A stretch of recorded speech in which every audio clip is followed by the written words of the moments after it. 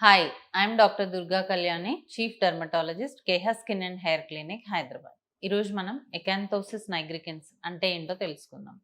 So కొంతమందిలో ఎవరైతే heavy weight ఉంటారో వాళ్ళల్లో నల్లటి పిగ్మెంటేషన్ మనం నెక్ పైన, అండర్ ఆర్మ్స్, గ్రాయిన్స్, బ్రెస్ట్ కింద చూస్తూ ఉంటాం. ఎక్కడైతే బాడీ ఫోల్డ్స్ ఉంటాయో అక్కడ స్కిన్ అంతా కూడా చాలా ఎక్కువగా థిక్‌గా, డార్క్‌గా అయిపోతూ ఉంటుంది. అండ్ కొంతమంది లేయర్స్ ఫార్మ్ అయితూ ఉంటుంది. సో దీన్ని ఎకాంతోసిస్ నైగ్రికెన్స్ అంటారు.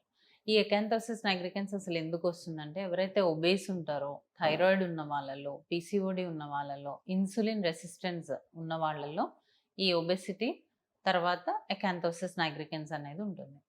పిల్లల్లో గూడా ఎవరైతే ఎక్కువ వెయిట్ ఉంటారో వాళ్ళల్లో ఈ కండిషన్ మనం చూస్తూ ఉంటాం.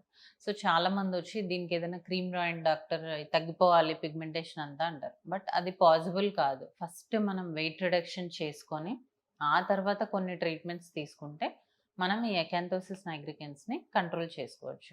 ఫస్ట్ దీంట్లో చేసుకోవాల్సింది లైఫ్ స్టైల్ చేంజెస్. మనం తీసుకునే ఫుడ్ కానీ అంటే ఎక్కువ కార్బ్స్ కాకుండా ప్రోటీన్ రిచ్ ఫుడ్ తీసుకోవడము, షుగర్స్ తగ్గించడము, ఇట్లాంటివి చేయడం వల్ల వెయిట్ లాస్ అవుతది. స్కిన్ గూడా చాలా బెటర్ అవుతది. దాంతో పాటు కొంచెం ఎక్సర్సైజ్ ఇట్లాంటివి చేసుకోవాలి. వెయిట్ రిడక్షన్ అనేది మన మెయిన్ ఎయిమ్ కాబట్టి. దీంతో పాటు కొన్ని రకాల క్రీమ్స్ అండ్ కొన్ని ట్రీట్మెంట్స్ లైక్ కెమికల్ పీల్స్ కానీ, లేజర్స్ కానీ తీసుకోవడం వల్ల ఈ పిగ్మెంటేషన్ అనేది తగ్గుతూ వస్తుంది. వన్ డే ప్రాసెస్ కాదు, కొంచెం టైం పడుతుంది. సో దీన్ని ఎలా చేసుకోవాలి? వెయిట్ రిడక్షన్ ఎలా అవ్వాలి? లేదు ఈ పిగ్మెంటేషన్ ఎలా తగ్గించుకోవాలి? ఓవరాల్ బాడీ అనేది మనం టోన్ ఎలా చేంజ్ చేసుకోవాలి?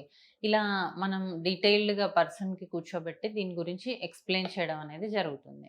సో ఇలా అన్నీ చేస్తే గనక మనం ఈ ఎకాంతోసిస్ నైగ్రికెన్స్ నుంచి బయటపడొచ్చు. సో మీకు దీని గురించి ఏదైనా డౌట్స్ ఉంటే ప్లీజ్ కాంటాక్ట్ అస్.